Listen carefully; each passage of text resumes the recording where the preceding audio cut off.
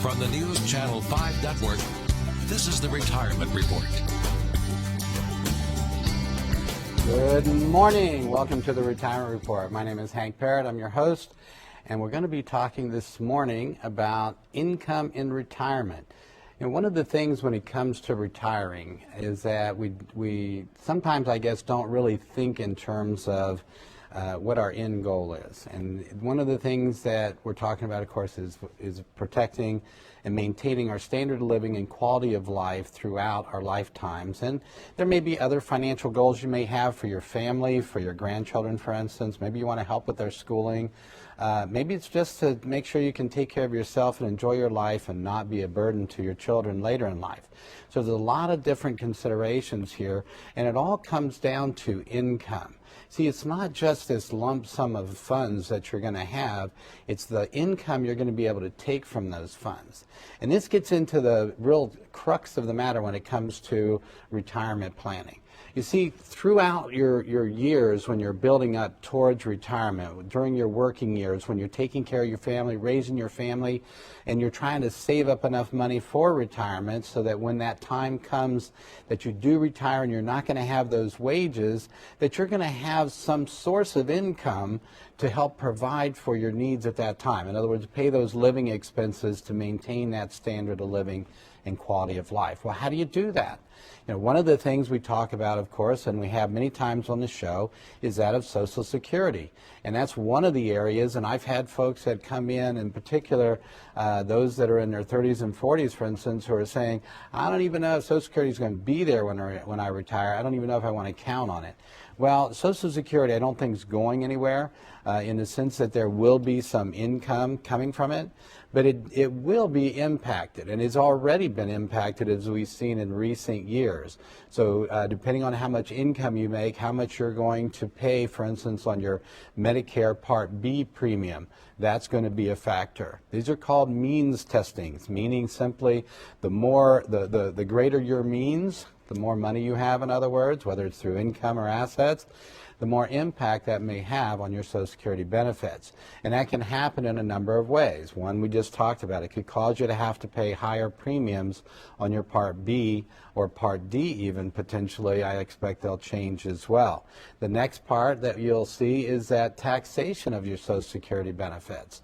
The more money you make, then your Social Security benefits may be taxed, and again, the more you make, maybe the greater amount of those Social Security benefits may be taxed. Okay, for instance, maybe if you make below a certain limit, then there's no taxation of your Social Security benefits. But if you have earnings, let's say above 10 to 15,000, depending on the amount of Social Security benefits you're making, and whether you're single or married, it could be maybe even 20,000. If you make more than that in a combination of wages or even just taking money from a retirement account would count towards that, then 50% of your Social Security benefits could be taxed. And if you make much more than that, then maybe 85% of your Social Security benefits are taxed.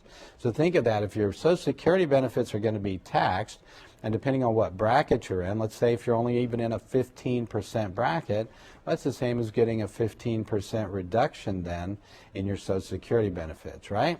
So that's means testing, and that's the impact it'll have. And we'll see more of that coming to bear as a means of trying to shore up the Social Security system to benefit those that need it most, but at the same time, it's going to reduce benefits for those who plan well and are able to save and in particular accumulate money for retirement to have a better quality of life. So those are the pluses and minuses of Social Security. Next is pensions. Some people may have pensions. Here again, this has been one of those areas where we see fewer and fewer pensions. More and more companies are offering lump sum pension buyouts. They're saying instead of the pension, you can take this lump sum and or we can pay you out for your lifetime.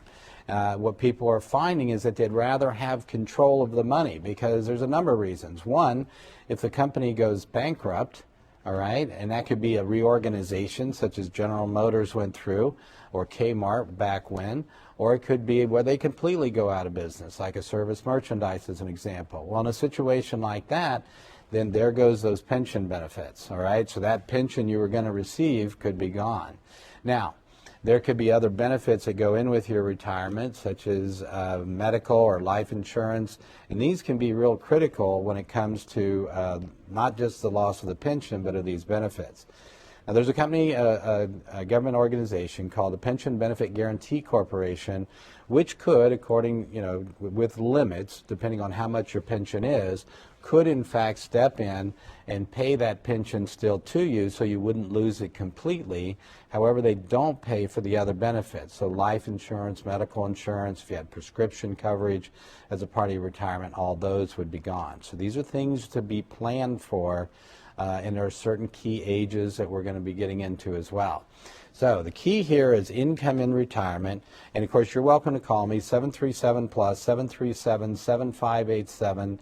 Throughout the morning I'm going to be getting into a lot of areas here on income. If you've got any questions or comments on topic or off, if it's dealing with estate planning or investments, which are going to be tied into this income thing, we're talking about annuities and how they can play a role. So some of the general areas: Social Security, pensions, wages. Some people are going to continue to work on into their retirement ages. So when they reach full retirement age, they may start collecting Social Security and still be working and having earnings. And I have a number of clients who do that for a number of reasons, not just necessarily for the money, but in fact, for the most part, the money becomes secondary. It's more about for their own quality of life. It's something they enjoy, keeps them busy, makes them feel good, and they enjoy what they do. I will fall under that category. I really love my job. So I may not want to work as many days or as many hours as I do leading into retirement, and in my later years I may want to cut back. But I don't ever see not doing this because I like it. I enjoy it. I don't see what else I would do. All right, savings. And this goes into your retirement account. So you got if you have 401ks, 403bs, some type of retirement savings. It could be just IRAs, Roth IRAs. There are profit sharing plans, stock option plans, a number of different ways that you can save for retirement depending on your company and your own means in terms of being able to set that money aside.